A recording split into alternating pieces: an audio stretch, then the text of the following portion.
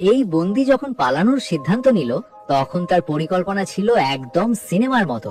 প্রথমে সে একটি খুবই পাতলা সুতা নিল এবং সেটি একটি ওষুধের শিশির সঙ্গে বেঁধে দাঁতের সঙ্গে লাগিয়ে রাখলো। তারপর সেই শিশিটি মুখের ভেতর লুকিয়ে রাখলো যেন তল্লাশির সময় কেউ কিছু টের না পায়। এরপর সে তার বুড়ো আঙুলের নখের নিচে চুপিসারে একটি চকমক পাথর লুকিয়ে রাখলো।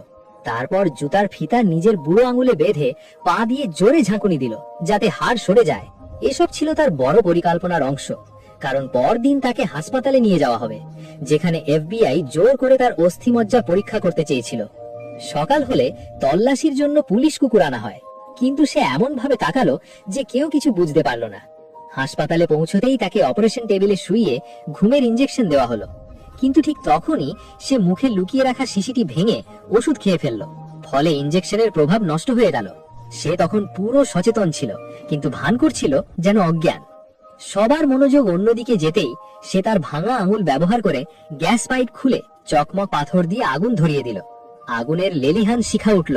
এজেন্টরা বাইরে থেমে গেল, আর সে চুপি চুপি পেছনের দরজা দিয়ে বেরিয়ে কাপড়ের পাইপ বেয়ে লন্ড্রি রুমে পৌঁছে গেল। সেখানে সে ডাক্তারের ইউনিফর্ম পরে সামনে এগোলো। রেডিওলজি কক্ষে গিয়ে লেজার টুল দিয়ে নিজের শিকল কেটে ফেলল। এরপর সরাসরি পাওয়ার রুমে গিয়ে একটি গ্যাস ট্যাঙ্ক তুলে চারদিকে ছড়িয়ে দিল। এফবিআই তাকে ঘিরে ফেলল। সে শুধু একটি দেয়াশালাই কাঠি বাতাসে ছুড়ে মারল। ভয়ঙ্কর বিস্ফোরণ হলো। পুরো ভবনের আলো নিভে গেল। অন্ধকারের সুযোগ নিয়ে সে সার্ভিস ওয়াল বেয়ে উঠে একটি পথ বানিয়ে নর্দমায় ঝাঁপ দিল। কিছুক্ষণ পর একটি ম্যানহোল দিয়ে বেরিয়ে সে অদৃশ্য হয়ে গেল। জ্যাক এখন মুক্ত, আর এটা শুধু তার চতুরতা নয়, এটা ছিল পুরো একটি পরিকল্পিত মিশন।